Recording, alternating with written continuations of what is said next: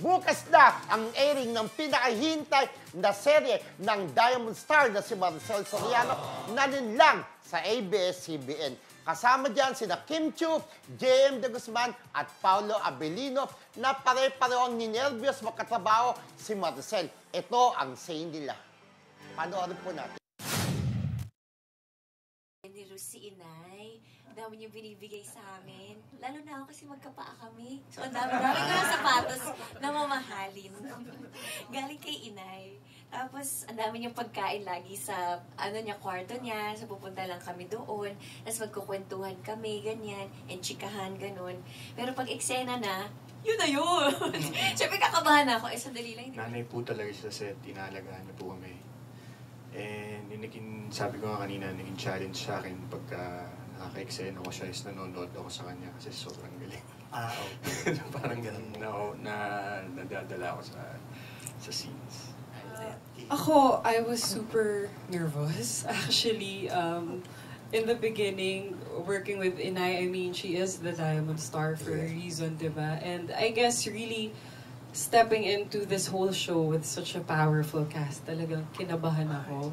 But I'm so grateful to everybody and of course Inay kasi tinanggap nila ako and they welcomed me and they were so warm to me.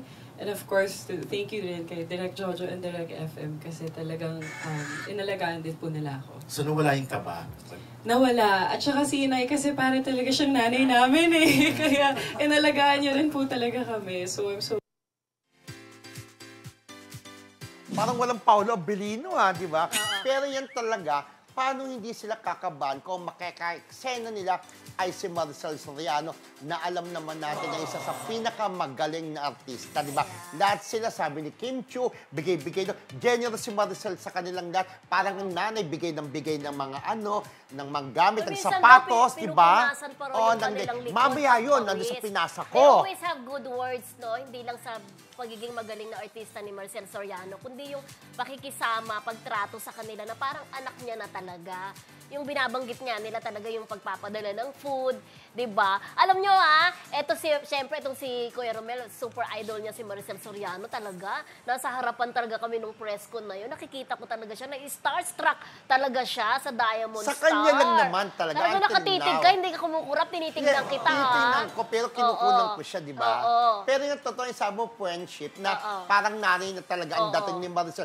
Pero yun nga, pagdating sa eksena, ando na yung kaba nila. Dahil, syempre, makaka-eksena nila si Maricel, huwag silang magkakamali or else, di ba? Sabi ni JM De Guzman, challenge para sa akin to work with Maricel kay Inay. Si naman, ninenervyos, sabi rin naman ni Kayla.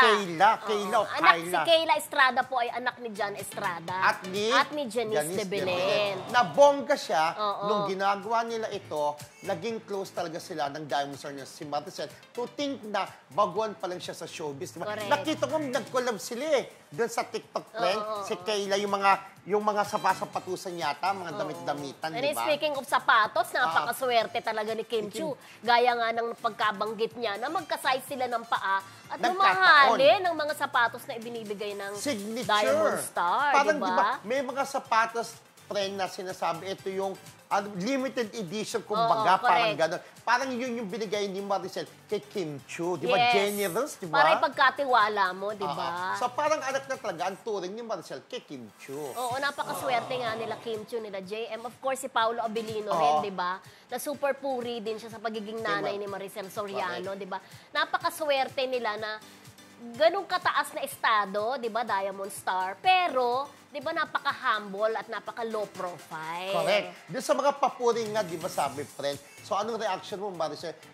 Gusto ko, cash na lang, di ba? Pera sa, dinadala sa niya ng pera, di ba? Pero syempre, natutuwa siya sa lahat ng papuri na binibigay sa kanya ng mga nakakatrabaho niya. Correct.